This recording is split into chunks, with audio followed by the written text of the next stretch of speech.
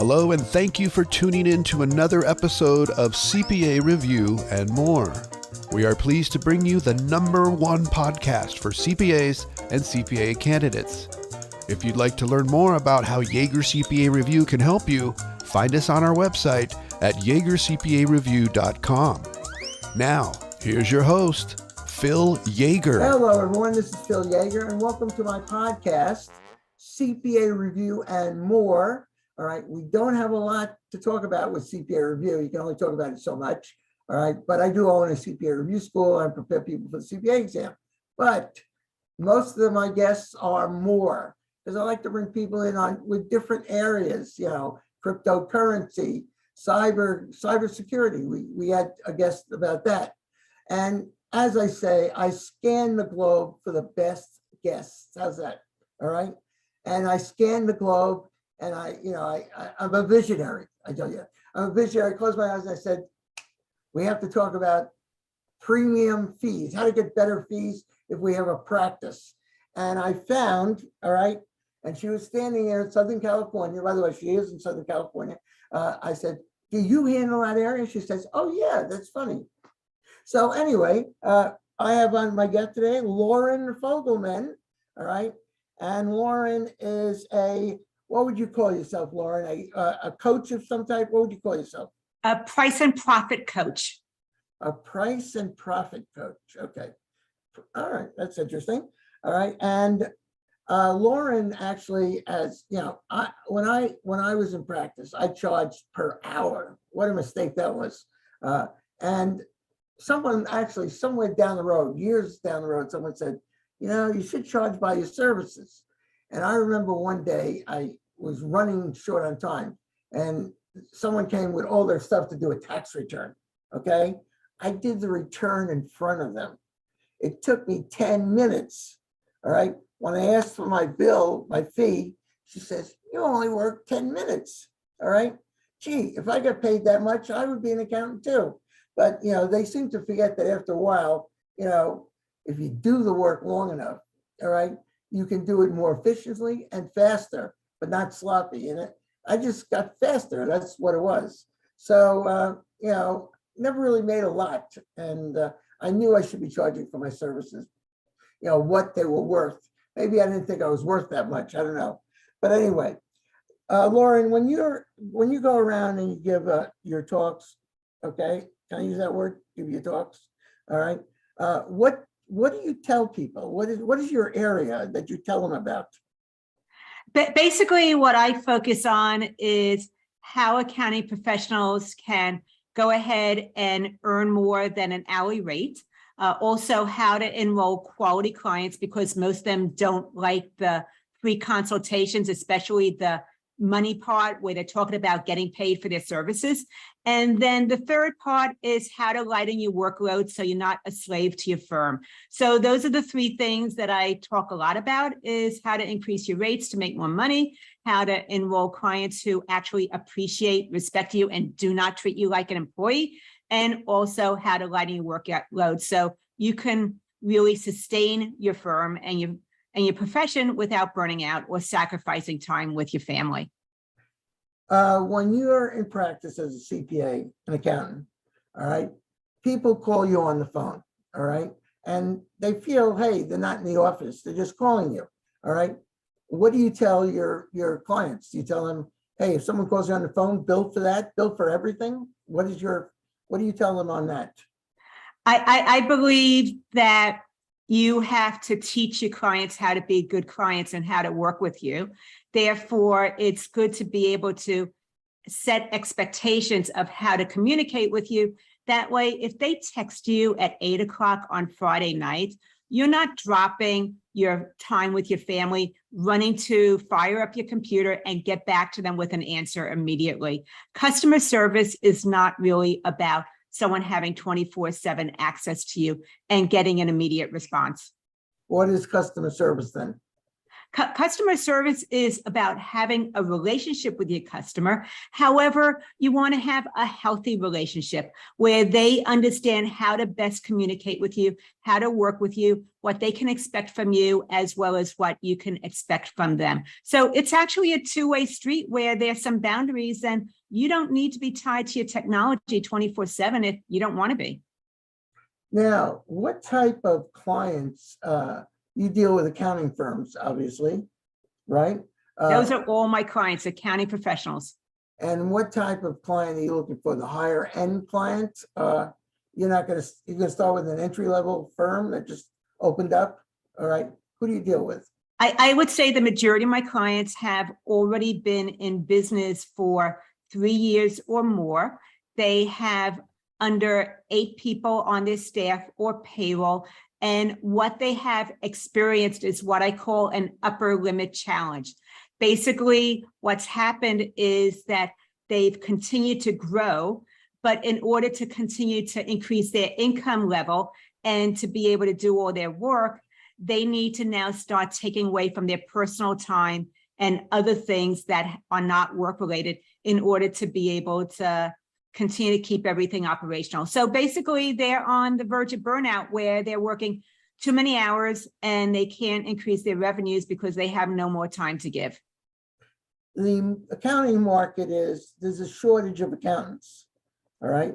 Now, if there's a shortage of accountants, all right, and the amount of clients has not decreased, how are you going to do the work then? Unless the owner does it. Are you sure that the owner has to be the only person to do the work? Because I know if I went to one of the big 4, the CEO is not doing my work. Well, that's the big 4, but let's take I'll take a name of a company. It used to be here in Maryland, and I used to get students for them for the CPA review course, Resnick and Company. Mm-hmm. And they started here in Bethesda, Maryland. All right. And now the Resnick Cohn. And by the way, I worked for J.H. Cohn, which was a firm in Newark, New Jersey. And they, back then there was no problem. There was plenty of people wanted to major in accounting. All right. But now we don't have as many people. And the big 4, they might have an easier time getting employees than, a more of a medium size. And that's because people want to work for them because the name looks good. Sure. Are you finding from your clients, you're not dealing just with big 4, are you? You're dealing with No, my clients are usually from solo up until about 8 employees in their firm. They are the smaller firms that I'm working primarily with. Those are my best clients. And a lot of them, they probably started out on their own. Maybe they had an assistant, but they are working too many hours and they're not making enough money, and it's creating burnout for them. They can't grow with the way that their business is currently structured. Are they having trouble growing maybe also because do they mention that it's hard to get accounting graduates because there's not as many people majoring in accounting? Hiring staff is one of the biggest challenges that I do see with accounting professionals. So yes, some of them want to grow, but they can't bring on someone that they see as a fit for their firm because of whatever. There's just not enough good people out there to hire from. Do you work with them on how to interview employees, hire employees? You don't do that, do you, or do you? I would say that the main focus that I do with my clients is being able to know how to price their services, how to enroll clients based on value as opposed to an hourly rate, and then how to be able to free up or lighten their workload. So that will also include, when appropriate, how to be able to place an ad somewhere, where to look for help. Do you want to look onshore? Do you want to look offshore? Do you want virtual? Do you need someone in your office? Are you hiring to just fill a slot and have a warm body? Or does that person have the right personality and skill set for that job? So yes, I do look at those things. However, I'm going to say that the pricing and packaging and sales are my sweet spot. All right, well, here I am. I'm a potential client of yours, and I come to you and I say, Loren, I'm having problems here. I'm not making enough money because I charge on an hourly basis, whatever it might be. But then I only make the 8 hours a day of what I charge an hourly, and I'm not making money, but I'm working like a dog. You are mentioning something to me about I should charge for the value of my services. All right, how for someone who's afraid to ask their client for that type of fee? All right, how do you educate the client? Okay, that is true for all my clients. Let's just start with that. And from my research, I want to say at least 57% of accounting professionals undercharge for their services. So they know that they have a pricing problem when they're first coming to me. And one more statistic I want to throw out there is about 86% of accounting professionals earn less than $100,000 a year. Depending on what part of the country you live in some parts like San Francisco and New York City, that's the poverty level. I just want to give that some relevance. What I look at is I actually have some steps that I take my clients through as we're moving away from an hourly rate over to value pricing. But first, I want to differentiate what is value pricing, because people think that fixed pricing and value pricing are the same thing, and they're not. When you look at an hourly rate as well as fixed pricing, those are usually based on time and cost, and maybe there's some profit margin built in. When you look at value pricing, then that is actually pricing the client and what is of value to the client, and it has nothing to do with your time and costs. So different clients might have different prices even for similar work. I just want to put that out there as an overview. Once we're starting to move someone away from their fixed or their hourly rate into charging more for their services based on the value, we follow what I call my raise your rates formula, which has 5 steps to it. The very first step is quality clients, because in the beginning, you are taking on a wide range of clients from low value to high value because you need the cash flow and you need evidence that what you have to do is actually appealing to some people. You just need clients, but you realize over time that some clients are better clients than others. So I want to understand who a quality client is. And I want to say sometimes your highest paying client is a low value client. I just have seen that with a lot of firms. So who are the quality clients? Because we want to know what appeals to them differs from what appeals to a low value client. That's step number 1. Step number 2 is being able to communicate your value, because you know that what you do for your clients makes a difference. If you're being able to lower their tax bill, if you're giving them financials so that they're making better business decisions, all those things do matter. However, you might not know how to say it so that they understand it. You might not have the right words to be able to express that. Therefore, I want to show you how to communicate your value. That's step number 2. And for you to recognize what the value is from a client's point of view, because what your client's value is going to be different than what you value. Step number 3 is packaging your services. That's where we start to bundle certain services together that achieve a specific outcome. And not all clients need the same outcome or want the same outcome. So we're packaging services together because that improves efficiency, and it also allows you to increase your profit margin on your services. Number 4 is value pricing. That is where we're starting to price the client and being able to separate your fees from time in order to increase your revenues without having to work any additional hours. And then number 5 is consultation mastery, because most accounting professionals hate the sales part. They don't want to push or pressure someone into working with them. The close feels painful. So I teach them how to have what I call a value conversation instead of a pitch or selling their services. Anyway, those are the 5 steps of the raise your rates formula, which is quality clients, communicate your value, package your services, value pricing, and consultation mastery. The one thing that seems difficult is to me is if you've been charging hourly rates, it's very hard to change to, charge the value of your services. First of all, what you just said is people don't like to talk about money, right? And also the close is also very hard to do for a lot of people. all right, because accountants are not normally good salespeople. Mhm. Right? All right. So how do you, do you ever, I assume you run into clients where no matter what you're going to say, they just basically, they really just want to continue with the hourly rate because it's more comfortable for them. Mhm. All right. What do you do with someone? This might be a tough question to answer, but what do you do with someone who's afraid to ask for money, not sure what his services or her services are worth? All right. And how do you can't change the accountant's personality, but I'm not, how do I know what my services are worth? Mhm. For example, Kim. I think the first thing to look at is that there's a certain type of personality that is attractive to the accounting professional. And the work that I do is geared towards that personality. We, as accountants, don't like change.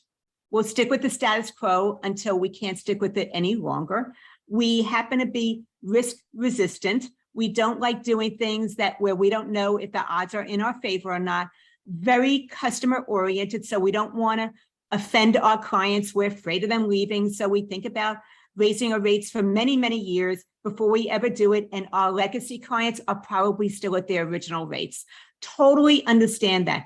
And because that, I handhold my clients through this in a step-by-step process where I'm doing the work with them and I'm talking them off the cliff, because I know that they're challenging their limits, and that this is not something that takes confidence, it takes courage, because of the fact that you can't tolerate what you've been doing any longer. You're stretched too thin, you're working with clients who don't appreciate you, and you're burning out. You're not enjoying the work any longer. So what I do is I actually will create their packages with them.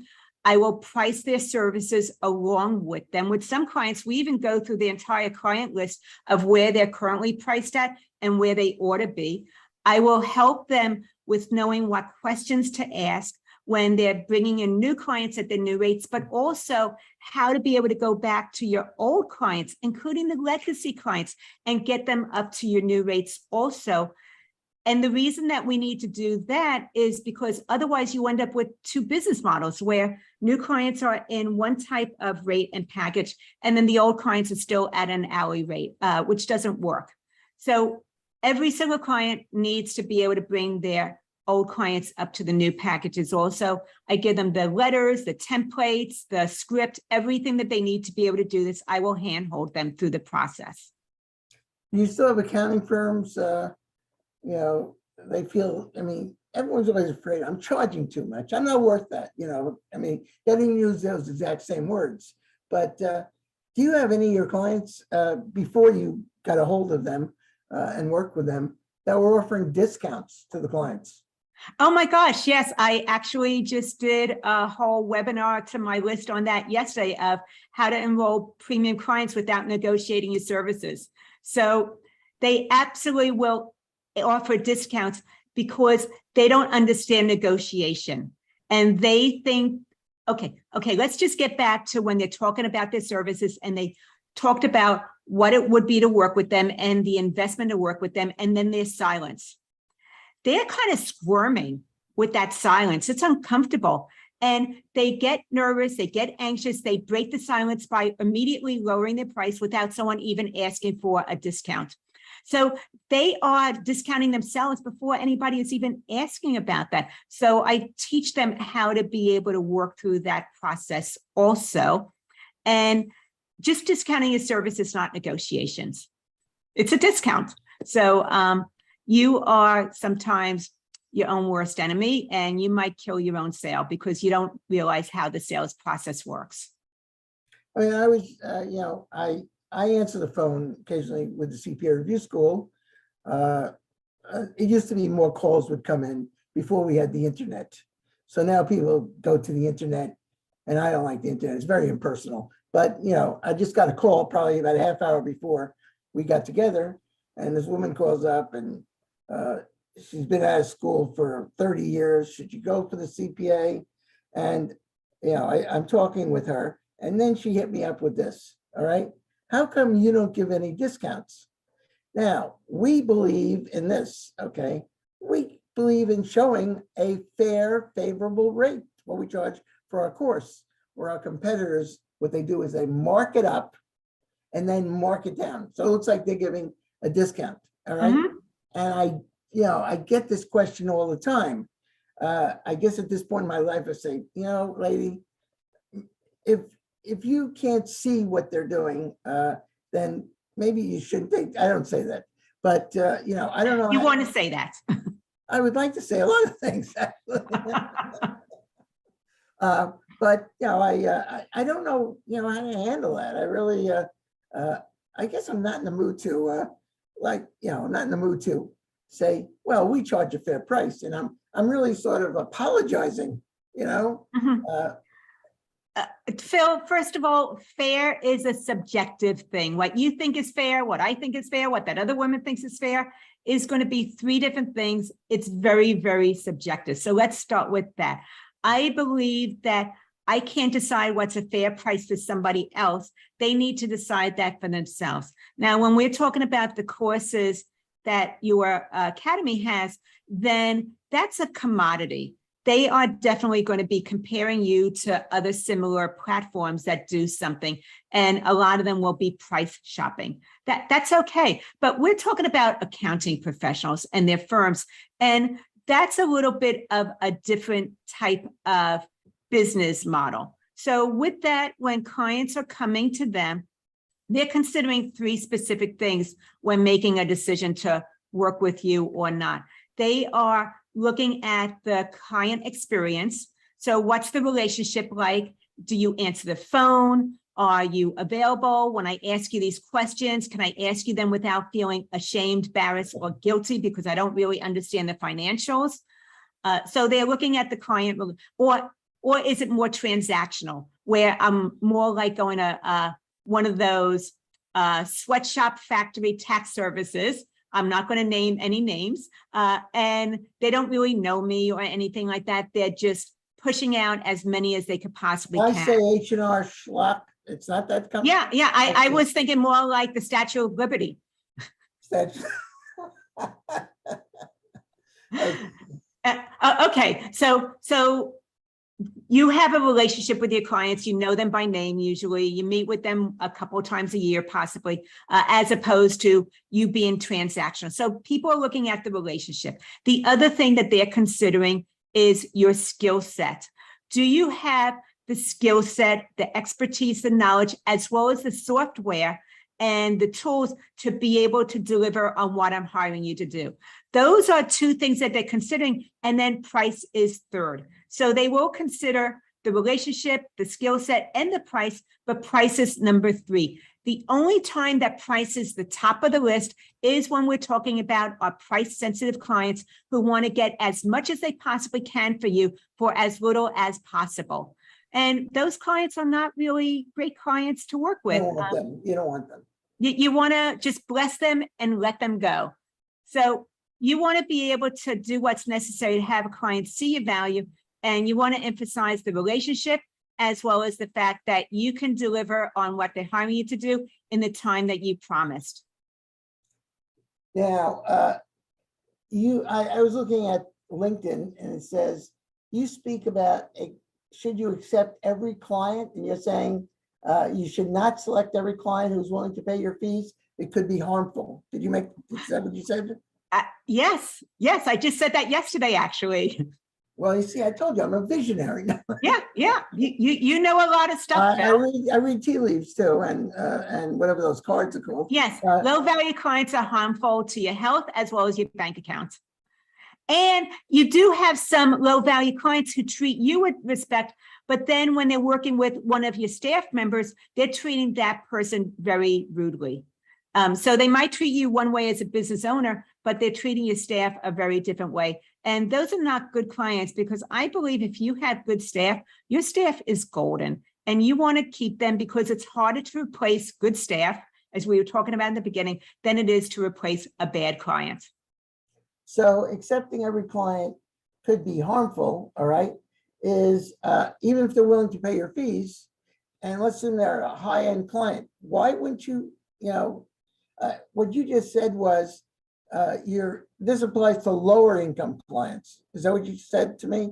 I mean, Not necessarily. As I was saying in the beginning, sometimes your largest paying client is the biggest headache, or they don't respect you, or if they're really fast growth, what I've seen a lot of times is you start out working with one person, usually the business owner, but as they grow, they have someone that they hire to take on some of those things regarding their financials. And now you're working with a W-2, and that W-2 does not treat you the same way as the business owner originally did. And it becomes a very frustrating relationship. So I will say that they are harmful for you because low value clients will add to your frustration level. They'll raise your blood pressure. They take more time than other clients do. They want exceptions without having to pay for them. And their fees often do not reflect the amount of work or service that you're doing for them. another statement here that you posted, okay, was, do you offer free consultations but really don't enjoy them? Now, I never, I have an attorney that I've used for years. I don't remember he ever saying, oh, come on in, we'll talk 15 minutes and I won't charge you, all right? There were no freebies back, even now. But I know accountants, they want to get the client, all right? They'll say, come over, we'll talk for about 15 minutes, all right? And then you get angry at yourself because you're giving away your time, all right? What do you think about that? Should you give any free consultation time? Well, I think that there's a boundary problem here where, yes, there's a value to free consultations. Let's go with that. But first, you need to understand what free consultations are, and they are not a pick your brain session. It's to see if you're a good fit for working together or not. If you're a good fit, you talk about what it's like to move forward. If it's not a good fit, you bless them and let them move on. But the other part of the boundaries problem that I see is too many accounting professionals. I can go to their website and I have a link to their calendar. That means that anybody can get on my calendar and talk to me. And maybe it's someone who really isn't a good fit. So I think that instead of having a link on your website to be able to schedule a free calendar immediately, you ought to pre-qualify or screen someone to see if they are a good fit for you or not. If not, you don't need to give them a link to your calendar and speak to them. You're not obligated. If they are, then great. Go ahead and set some time to meet with each other. And then you want to have what's called a value conversation, where you're asking specific questions and you're leading the conversation so it doesn't turn into a pick your brain session. But if I'm doing all these things you're saying, I'm not billing for anything. I'm just, someone calls and I want to find out if they're, I should give them the 30 minutes, okay? This sounds like a lot of non-billable work, is it? Well, first of all, we're talking about people who want to have conversations with you about money. Money is a really sticky subject. People have stuff around money and they need to get a sense of who you are, to decide if there's some synergy, if they trust you, and if they feel that you can do the work that they're hiring you to do. So they need to have that test drive. But the thing is that by offering that free consultation, you get to test drive and see if they're a good fit for you, your firm also. If you're talking with them and you're getting this feeling in the pit of your stomach or the hairs on the back of your neck start to rise up, you don't want to bring them on as a client. I would rather have that 15-minute conversation with someone and screen them to see if they're a good fit for me and my firm than end up enrolling someone too quickly. And now I have someone that I absolutely cannot stand working with. They raise my blood pressure every time I get a communication with them. And because I don't like having difficult conversations, I am holding on to them and tolerating them, but they're not a good fit for me and they never were. What did you major in college to get into what you're doing? I would say, did I see you were a sports psychologist? Sports psychology turned business coach. Okay, so what was your major at college? It was in psychology. Psychology. So there wasn't a sport, they didn't have a separate sports psychology, right? Nope. But, so did you practice any psychology?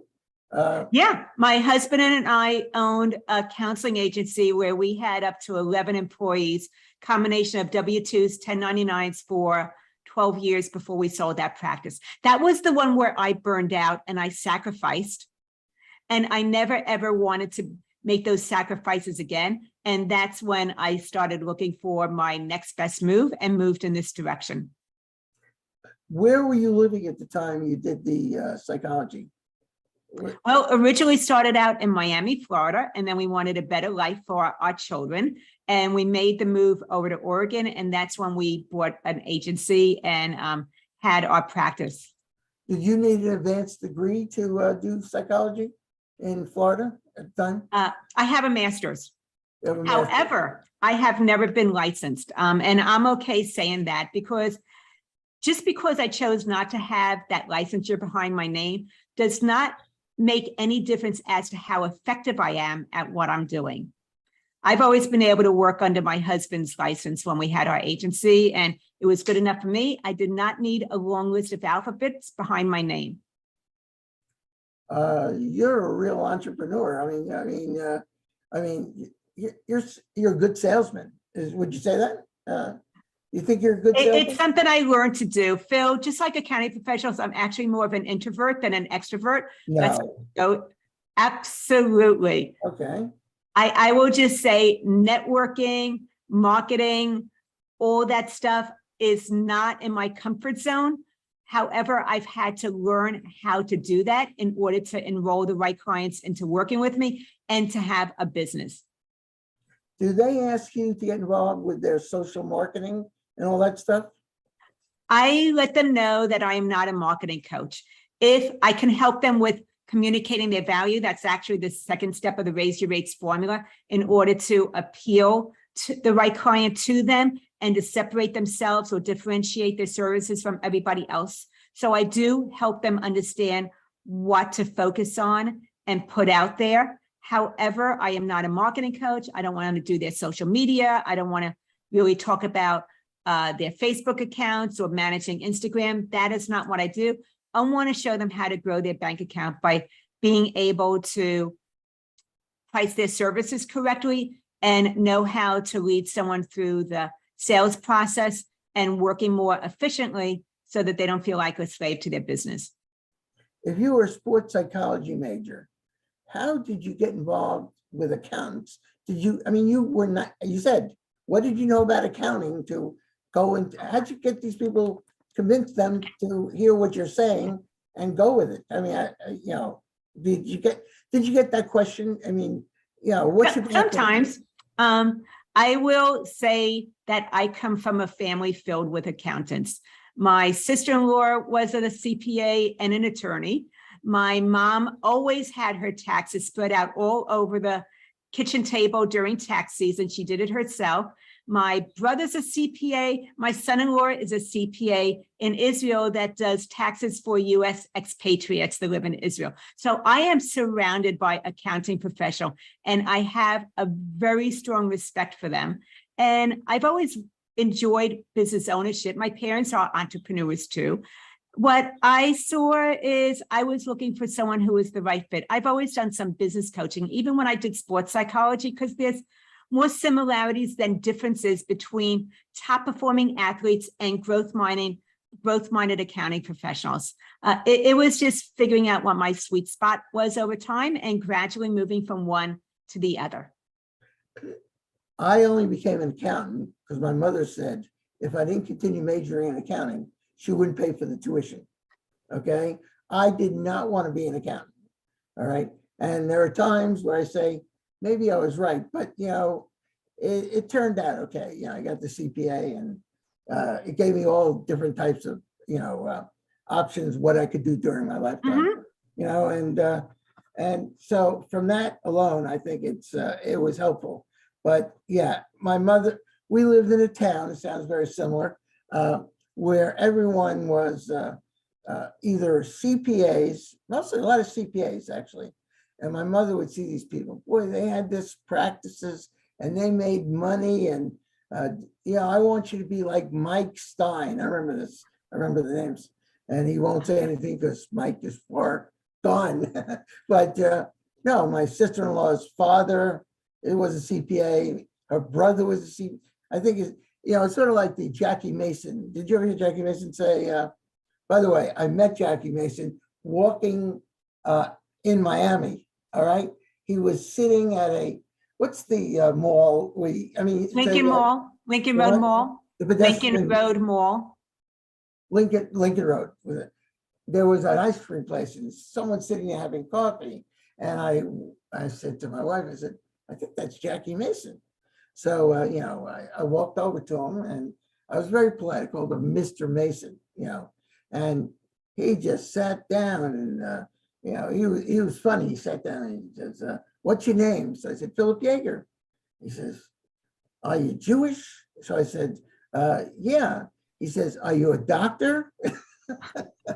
He looked at us. I felt like I was getting his play. He says, are you a doctor? So I said, no. He says, well, if you're not a doctor, you must be an attorney. I said, no. And then I quoted him from his play. And I said, yeah, I was the one who wasn't too bright. I became an accountant. But that's what Jackie Mason always used to say. And it was really a privilege to meet him. He was a nice guy. Mhm. But, I found that I thought I didn't have the personality to be an accountant. Because actually, I wrote my doctoral dissertation on the negative image of the accountant. Because I think the one thing accountants, as you said, their personalities have a lot, they're like engineers, all right? Mhm. But, how can someone, if these accountants have, they don't really like to talk to people, so much. Am I wrong? Am I stereotyping there? I think that they like talking to one person at a time. They don't like talking in groups for the most part. So I Yeah. found that accountants like people. They just don't like a big room of them. That's, Is that fair? yeah, I think that's fair. Yeah, I've gone to continuing education classes and you have lunch, now I don't think they exist anymore, but you have lunch, all right? And I hate sitting there with the accountants, all right? Because they have nothing to say. And I try to get the conversation going, but I think that's really why I don't want to be an accountant. I didn't like accountants, but you must like accountants. Is that correct? You must really like accountants. I really appreciate them. I believe that accountants are like unsung heroes. And they make such a difference for their clients, but often it's undervalued and the clients don't even know how much they're doing for them. So I really believe that they are unsung heroes. When COVID happened and everybody's business was all of a sudden turned around, closed down, whatever. That's a good point. Accounting professionals were first responders. They devoted countless hours to figuring out PPP, EIDL loans, and many times didn't even charge their clients for the assistance that they gave them to help them keep their business going and operational. So they were first responders, unsung heroes. They have a lot of heart. They really care about their clients. And that to me matters a lot. Yeah, that's true. That is true. And now, you must go around and do a lot of keynote speaking. Am I correct? I do speaking, but being an introvert, I actually prefer the video speaking than getting on an airplane and going into a conference of 1,000 people. Really? Yeah. However, I do speak at conferences too. And where does your business come from? You've been in this business a long time, right? I've been doing this since 2009. Okay. And so it's all basically word of mouth at this point? Actually, it's primarily speaking, getting out there, Oh. being able to freely share, people getting a sense of what I have and that I'm speaking to someone that's been on top of their mind. They know what they want. They just don't know how to do it. That is what draws people in to want to have a further conversation with me. Because a lot of those meetings, I went to a marketing meeting at a market your services once, And they, the gentleman who was speaking said, most people who come to these seminars, all right, they don't implement what I tell them. Okay. All right. Now, you said speaking, you get clients. All right. Would you say as a result of your speaking engagement, you pick up, how many of those people really come to you afterwards? All right. And avail themselves of your services? So you want to know my close rate? No. Well, that's You know what? It's not about how many, it's about the right people. I am speaking to a very certain person. What's your close rate? No, I'm just kidding. I am speaking to a very certain person. I attract a very certain person to me. And it's not about the numbers. It's about the quality of the individual. And they know what their problem is, and they're ready to do something about it and invest in making this happen. Because every single month that they continue to think about this and not doing anything, they continue to have increased stress, tolerate non-ideal clients, and they have lost revenue. You must be writing books also. Do you write books? I have 2 books that I have written. And what were they about? The same topics? They are sister books, actually. One is called The Winning Point, which was coming from a sports psychology perspective. And then when I moved in the direction of focusing primarily on or solely on business coaching, I wrote a second book called The Success Solution, which focuses on something similar, but it's really about understanding your value as well as the mindset to be able to have a successful business. When did you write? How long ago did you write these books? I wrote the first one around 2011. Don't hold me to that date. And then the Success Solution, I probably wrote about 5 years ago. And you can still buy these? Yeah, they're on Amazon. They're on Amazon. You must have made a real killing from these, huh? Most people don't make a killing from books. It is more for credibility, right. That I know what I'm talking about and that I can do what I promise to deliver. No, I think I would say, if I thought of a word now that describes you, all right, that just came to my mind, I would say you're a dynamic person. No, I mean that you're very personable. You talk with authority, and I would believe anything you said, really. And that's not true with too many people I meet. Phil, you are a tough cookie, and so hearing that from you, I take it as the highest compliment. How do you know I'm a tough cookie? Because first of all, I have a degree in psychology. I can pick up on things that most people would miss. Let's just start there. And we've been talking for a while. I get a sense as to who you are and how you show up. You are a very lovable guy once you get to know someone and trust them, but you are a tough cookie. You do not trust everybody. So thank you for that compliment. Well, I used to trust everyone. In fact, I was told, I guess like a good percentage of people in this country, I went to a therapist, and she used to say, Phil, this is the way you deal with people. You give them the benefit of the doubt until they prove you wrong. All right. Mm-hmm. So I probably was, you get older, you get more cynical, but I think I was, I think I'm not as trustworthy now. And I do like people, and I just don't call everyone a friend. I love these people. He's a friend of mine. He's a friend of mine. He's a friend. Right. No, that's a very loose way of saying things. But that was very, actually, you want to analyze me? Well, I'll send you my invoice later. No problem. What are you judging now? And what's your close rate? No, I'm just kidding. Okay, I'm going to answer that because you've answered twice now. No, I don't want to. I was just kidding. No. But let me put out there something that people get proud about, and it's an illusion. When I ask my clients, when we're having that initial free consultation, how many potential clients they speak with before they enroll a new client. People that tell me that their close rate is 100% are very proud of that. I will let you know that if you have 100% close rate, then that tells me right off the bat that your prices are too low. Oh, that's interesting. Yeah, I never thought about that. All right. So obviously, I'm not going to ask you that. I mean, I was just kidding, actually, but no, but that's a good statement. I like that. All right. Do you ever tell people that you meet potential clients that no matter what you're going to do with them, all right, you can't help them. They just, they fight you.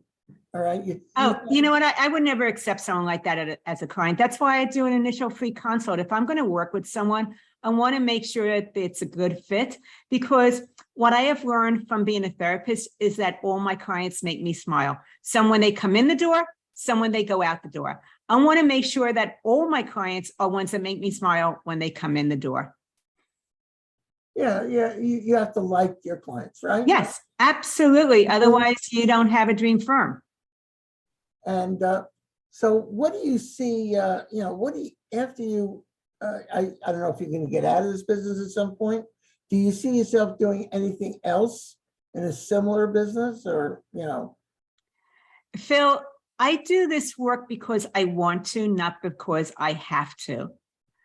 I've already gotten to a point where I feel very blessed to have financial freedom, and I'm doing this because it gives me joy.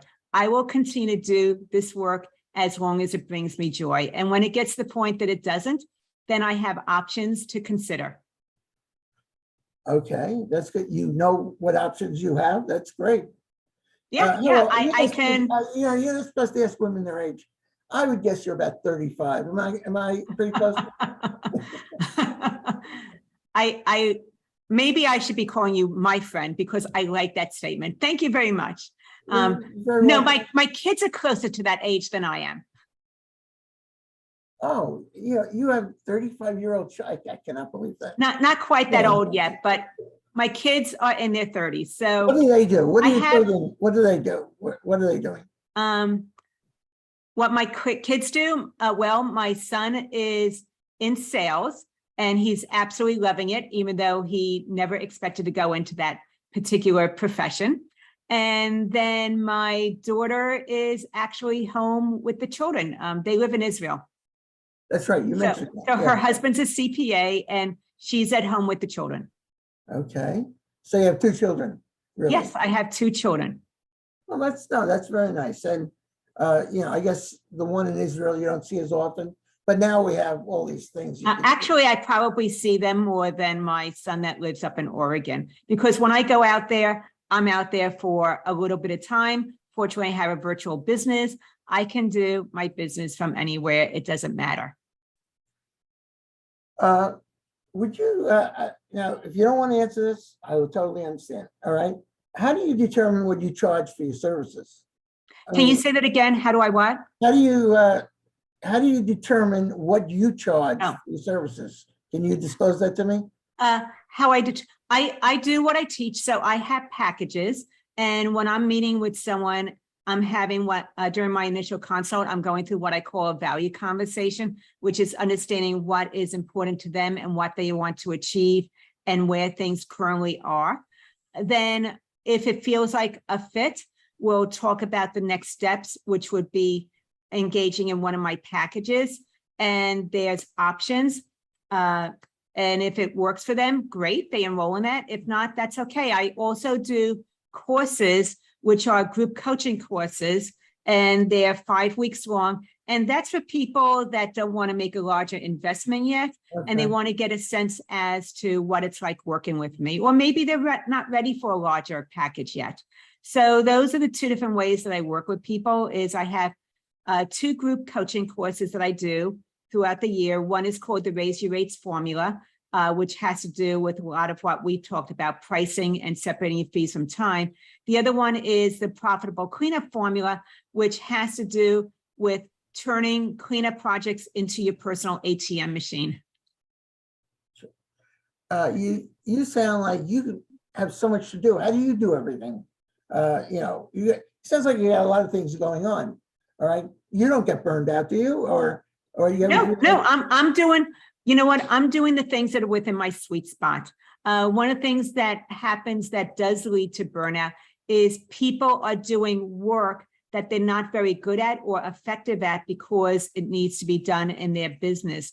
I've created a very lean business that supports my lifestyle, where I can do the things I really enjoy, which is speaking like we're doing right now, Phil, educating, as well as working with my clients to be able to help them turn their business model around to one that supports and raises their quality of life.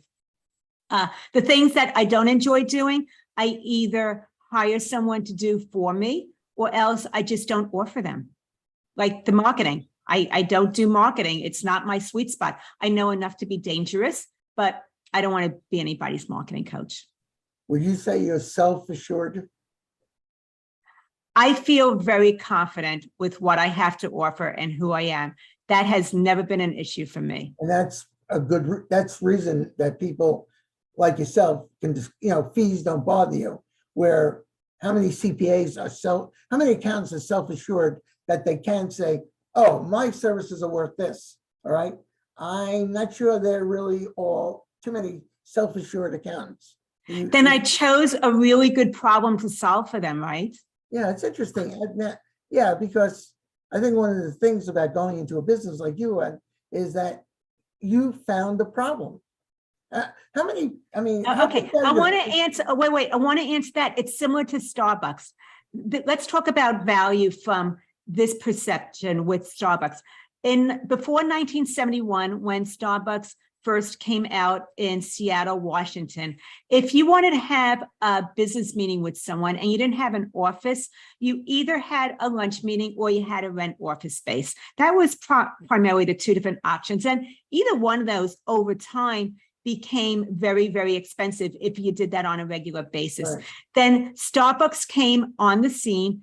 And what happens is Starbucks offers people an affordable meeting space. They don't care how long you own a table for, unlike a restaurant. Right. You can be there all day and they are thrilled to have you there. And because of that, it really was that Starbucks solved a meeting problem and they just happened to sell coffee. But it's also why they were able to charge $4 for a cup of coffee, where down the street, you could get it at a coffee shop for $1 back in 1971, because they recognized that their problem that they were solving for their clients was a meeting space that was affordable, an alternative to restaurants or renting out a meeting space. And the coffee was just part of how they were able to bring in revenue and income for that. So that's what accounting professionals need to think about, is not what you do for them, whether it's monthly accounting services, whether it's filing their taxes, whether it's helping them get out of IRS jail or anything about IRS jail. Is that a special jail? Yeah, that's for people that need tax resolution. That was very good. What people come to you for is really different than the work that you're doing for them. And people will see your value when you realize that what you're doing for them isn't the actual work and the task list or the workflow. It's that you're solving a particular problem for them. Similar to Starbucks solving a meeting space problem, and they just happen to make money selling overpriced coffee. And they offer Wi-Fi for free. Well, back in 1971, Wi-Fi was not an option. Yeah, no, but I know that. And you know Yes. what? My wife goes up to the people in the front and say, we can't get a table in here. These people come in, they buy 1 cup of coffee, and they use the Wi-Fi for hours. And, we didn't understand. How do they make money with that? All right. And, I guess it's part of this plan, which is, it acts as an office. Students go there. A lot of students go there to study. Mm-hmm. That's it's really these models look great once they're in, once they're working. You say, why didn't I think of that? And I guess if I thought about that, I would be one of the owners of Starbucks originally. I think they brought back the original owner, didn't they? That I don't know. However, I do know that Starbucks is corporate run, all of their stores, they are not franchised. Oh, very interesting. And they have better control. Well, they can make sure that they keep their ways of doing things. Yeah. Mhm. Yeah. I feel like I've known you for longer than 45 minutes. All right. And I sometimes wonder, and please, who's ever listening to this and watching it, I have nothing against non-New Yorkers, but I find I always enjoy seeing another New Yorker, and very comfortable with them. I don't know. I don't know. Does that mean, Phil, that we might have another conversation down the road? Yeah, of course. Yeah, yeah. Right. Give me your address. I'll bring the family over. I have 10 children, and no, I would love to. Do you have? I'm curious. Do you give talks in the Washington area? You ever get to the DC area? Not too much. My family is still in Florida, so I mainly travel to Florida or to see family up in New York when I go to the East Coast, but I speak at conferences, so I will go to wherever the conferences are. Oh, and to let you know, I only go to accounting bookkeeper conferences. I don't go to conferences in other formats. So for other professions, I only go to accounting and bookkeeper conferences. How many of these talks do you give a year, would you say? Well, actually, since COVID, I haven't done any, and that's been a very specific decision not to, because I didn't want to do traveling, put myself around a lot of people. And I've been continuing to do virtual conferences. So I've done a lot of virtual conferences over the last couple of years. I haven't done any in person, and probably next year I'll start back and do in person, but I would say maybe about a half dozen or so a year. That's, it gives you a variety of what you do. And that's yeah. And you are always looking for new clients, are you not? Absolutely. I'm always looking for the right new clients, not all people who want to be my client. Well, why don't you tell me, who are you looking for? Because there may be someone out there who can use exactly what you have. So would you mind doing it? Yeah, Do a promo for me. My client is an accounting professional, whether they are a CPA, tax preparer, bookkeeper, who has hit that upper limit challenge where they are working too many hours and they can't increase their revenues as a result of that. They find they're a people pleaser, so they've been thinking about raising their rates for a long time, but they haven't done that, especially with their legacy clients. They've held on to non-ideal clients for too long because they have a high tolerance limit. And there were some clients they would love to fire. And even if they raise their rates, those clients keep on working with them. So my clients tend to be accounting professionals with firms under 8 people or under that would like to be able to earn more money. They've been thinking about raising the rates. They don't know how, getting rid of some headache clients. They don't know how, and I'm able to help them do that so that they have a dream firm, and as opposed to one that lowers their quality of life. And how can someone get a hold of you if they're interested in what you have to do, or they want to know about your book? How do you get a hold of them? If they wanted to have a further conversation with me, they can go to my website at businesssuccesssolution.com/let's talk. And that is the first steps on how to be able to have a conversation together of what it would look like to be able to take charge of your business instead of having your business take charge of you. Repeat that again. How do you get a hold of you? That was it's at businesssuccesssolution.com/let's talk is a way to reach out to me for us to have a conversation of how to be able to increase your rates and be able to separate your fees from time. Sounds good. Well, Loren, it was a pleasure meeting you. And I want you to know, and I'm not name dropping here, but I have a friend who grew up in Brooklyn, all right, and you might know him. His name is Bruce Morrow. Do you know Cousin Brucey? Absolutely not. Well, you haven't been in New York a long time. No. I moved from New York to Miami Beach, Florida when I was 7. So I don't know Cousin Brucey. Cousin Brucey is a radio personality who was in the New York area. He went to Sirius XM radio, but He used to be on WABC radio in New York, which is and 7 years ago, I got to meet him. And, I think, I warm up very close, to New Yorkers. And I got to know him. We stayed in touch, and he's still on the radio. And he's actually in his 80s now. And I said to him, "Are you retiring?" And he said, he will never retire. All right. His retirement is he only works 2 days a week, but yeah, no. Well, you're the first person. Forget Cousin Brucey, and I won't tell him you don't know him, okay? I don't want to make him feel bad. You know what? If he's from New York, he probably has a thicker skin. He can take it. Yeah, he's got a thicker skin, and he's very tall too. So that makes it, yeah. But anyway, Loren, thank you very much for being on the podcast. I can't thank you enough. I appreciate the engaging conversation. I also just want to say, I appreciate your listeners for taking time away from working in their business and joining us today. And I am hoping that they got one nugget that they can implement so that it really raises the bar of what they do and their quality of service. Now, this is not live. This is going to be. I'm good. Okay. And I can tell you the number one city we really have, I don't know what, Atlanta is our number one city. Then we have Boston, New York, and occasionally the city my daughter lives in, Frederick, Maryland. All right. She must be doing your social media. Oh yeah, she's on my end. No, actually, she owns a Goddard school. You ever heard of Goddard schools? The No. free schools? No, you don't know. Montessori, that's about it. It's a similar. She's doing all right. Anyway, you take care, and I hope I will see you again sometime.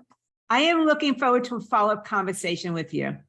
All right, and I'll think of things, and I won't bring up the one subject over and over again of how do you close. But no, that's not. You know what? You have a good sense of humor. You really are, and you have a great smile too. You have a good smile. All right. How many years are you married, by the way? We've been married 32 years and still love each other. Oh, that's great. That is great. Congratulations. Thank you. I feel very blessed. You are. All right. Well, take care. And once again, I want to thank everyone out there for watching, listening to the podcast. All right. And keeping us up in the top 10%. That's, that's as close to ratings as you get on podcasts, but we know there's a lot of people who have actually started listening to this, and they listen every week. So, they even like me, which I don't understand, but, please continue to watch, and we'll have more people like Loren. Loren, you're the best we've had so far. I mean, really great. But, we'll have really entertaining people like Loren. And, I like people like Loren because I have to enjoy talking to people. And I enjoy talking with you. Okay? Stay well. I don't know if I told you, I just got over COVID about 3 weeks ago. No. Yeah. I'm a COVID survivor. So, it wasn't that bad, actually. But I'm glad you're on the mend and that you don't have too much brain fog. You still seem pretty sharp to me, Phil. Brain fog? Is that a side effect, a medical side effect? Really? It is, actually. I'm sure that I can find it somewhere. I got the cough, and I was tired. I'm still a little tired. Okay. Anyway, enjoy Southern California and have a good summer. Okay. Take care. Bye. Hi, this is Phil Yaeger. We'll see you again. Remember, every week we have a new podcast. All right. And please continue to watch and listen. Take care. We'll see you soon. And be good to each other, because I'll tell you, I don't find too many people who are still nice out there. So you can be nice. All right. Take care.